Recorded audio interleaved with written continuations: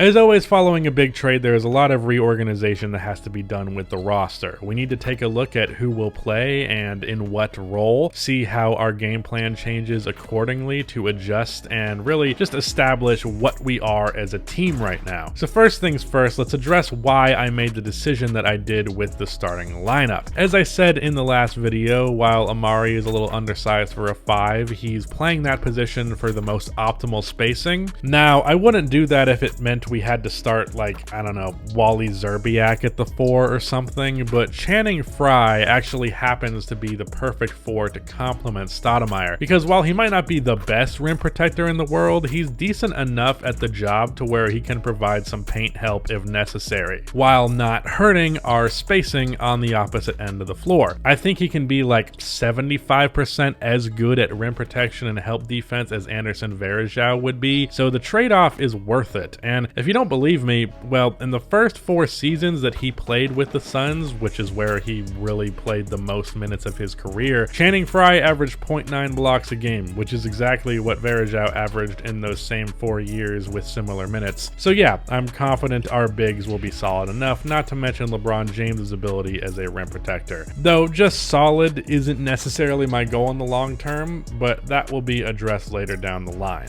The next interesting starting decision is Anthony Parker at the starting 2-guard spot. We really have like 4 options there, all of which are not ideal. Danny Green is too young. He might be something because his defense is already quite good and his 3-ball is good enough to build on, but we probably need to wait for him to get there. Delonte West is really undersized, but he has more shot creating ability than any of the other 2-guard options. Anthony Parker and Wally Szczerbiak are both good shooters, but they don't provide much else. The reason I decided to go with Parker to start is because I feel he's the most prototypical 3-and-D guy of the bunch. He's better defensively than Wally, but not too underdeveloped like Danny Green. Danny is actually the best defensive option right now, but his 3-ball is not where Parker's is. And I feel with Delonte West, his best role would be as a 6-man for us, since we don't really have anyone else who can create their own shot off of the bench. All of that said, do not be surprised whatsoever if I end up swapping the starting spot later on, whether that be just from a rotational change or from a trade, because I'm very much looking for a better option on the open market. That's definitely our weakest link on both ends of the floor right now. Well, actually, Mo Williams might be the weakest link on defense, more so than Parker, but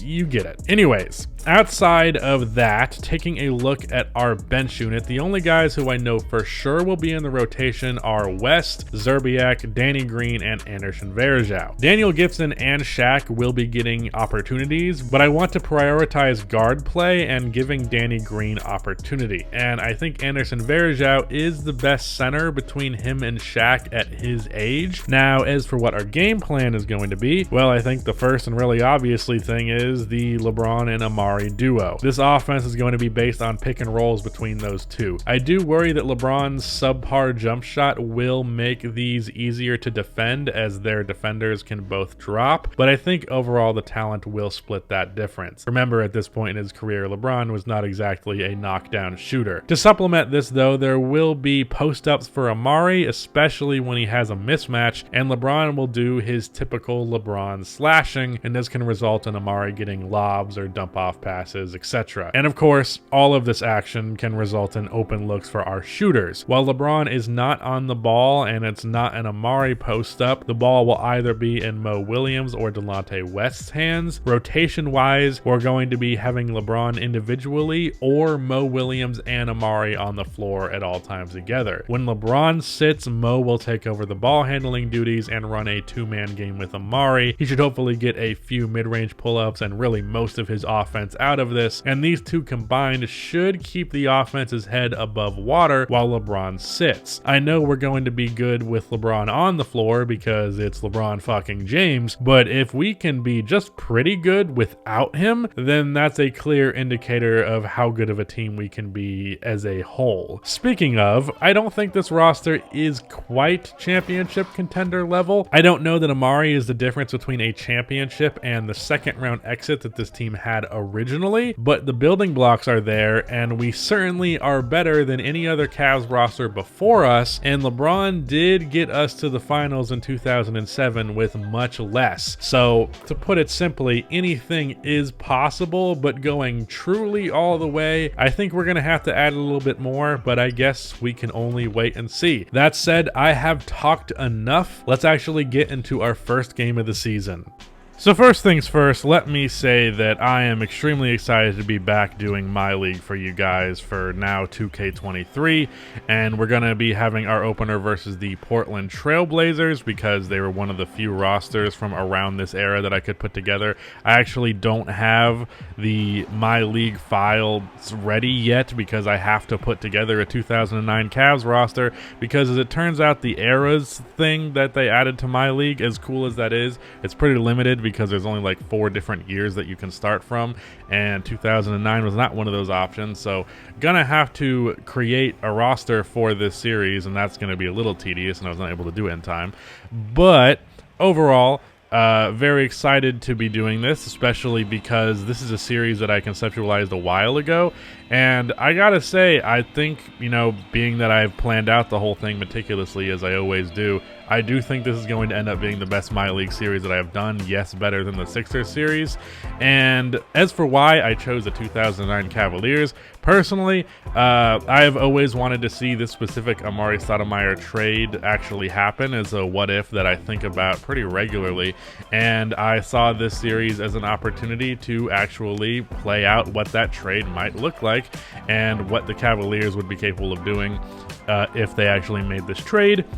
On top of course, the fact that just from a rebuild perspective, the not just the 2009 Cavs, but just the Cavs with LeBron are one of the biggest failings of a franchise to build around a star player in league history, so that presents an opportunity to correct it. Also, didn't personally feel like doing any modern teams, at least to this point, because there's not a lot of great options. And you may or may not notice that at this point in the game, we're getting our ass kicked by the Blazers, and the crowd is actually booing us. I really struggled with 2K23 initially, as I do pretty much any time a 2K comes out, but really more so than ever because this game is quite a bit different from any other 2K like starting off in a while. One of the most notable things is just how damn slow jump shots are now, which I think is actually a good and accurate adjustment, but it definitely takes some getting used to. The pace of the game overall is notably slower, but this play right here is pretty much going to be the foreshadowing for what's to come, because I hit this open 3 from Anthony Parker, who rotates off of the double team for LeBron. Also, notice this scoreboard glitch here that I really appreciate. The scoreboard is going to be a white background for the rest of this game, which makes it really damn hard to read what the score is. But Anthony Parker getting that jumper, really, I finally started to figure out jump shots. What was happening in that first half is I was getting open jump shots and they were just not going in. Amari gets Greg Oden really well with this post move right here. I was really happy with that. That's probably his best play of the game. But initially, these shots were not going in. I eventually figured out the timing. Here we have Channing Frye getting the open 3. Don't worry, his number will be changed later on. That's just what they gave him by default. And as soon as we were able to actually hit jump shots, we were able to make a little bit of a comeback. I have to lean in to see the score. Right now, it's a 7-point game. Make that a 4-point game with that LeBron 3. The scoreboard glitch is really annoying, and I hope it does not happen again, because that could be really problematic. But off of the screen, LeBron gets an open 3. I really love the jump shot they gave him this year. It's probably the most accurate looking jump shot that he's had in 2K to date. Even though I don't know how Mo Williams makes this shot. He actually had a horrible game, so I'm annoyed that that's the shot of all shots that actually went in. But LeBron has... younger LeBron had a kind of different jumper from what he does now, and that's a more accurate modern recreation of his jumper, but I don't know. I'll take it. And you see, Anthony Parker is feasting off of these open shots because they keep bringing doubles off of him, and honestly, it's making Anthony seem like he's a better player than he is, because if you're gonna give him open shots all the time, yeah, he's gonna make them. Speaking of which, Patty Mills misses that open shot, but Greg Oden follows it up with the putback dunk. You'll notice that Shaq is in the game, even though he wasn't in the rotation, as LeBron finds himself wide open for 3. So wide open that I actually hesitated on it. He initially wasn't going to be in the rotation, but Anderson Varejao wasn't really giving me a lot. and I felt like Shaq would be more useful as an interior finisher to the offense, and don't even think that I even shot the ball with him, so that's not even really that accurate. But, you know, it was a theory. Really cool play right here that sets a backdoor screen for Amari Stoudemire. I hope that I can utilize that play more going into the future. LaMarcus Aldridge, wide open mid-range shot. You know that's going to be bottoms. Thus far, the Blazers have put up a really, really good fight against us. I actually did shoot the ball with Shaq. I'm lying. It was a wide open dunk. But I definitely think we should be a significantly better team. Amari Stoudemire also has, like, if you actually go back and watch his highlights, surprisingly a little bit more capable off of the dribble than you would expect. So plays like that, whenever I can make them happen, I will definitely see what I can do there.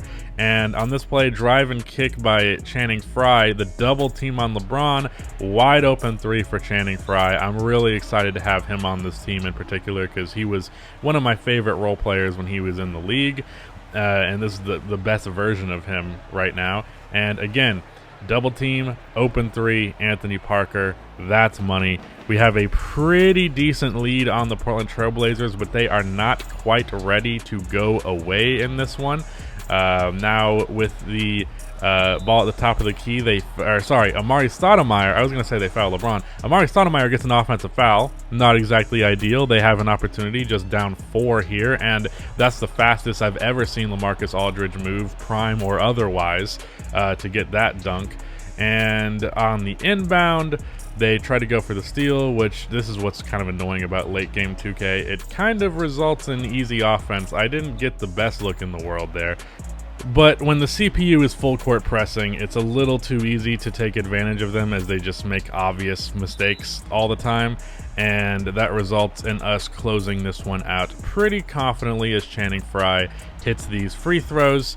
And I would say this is a pretty damn good debut game. Definitely a rough start, but we made a pretty good comeback. Our role players showed what they were capable of. The duo of Amari and LeBron showed what they were capable of. Very bad game from Mo Williams, but otherwise, I really have no complaints for how anybody performed.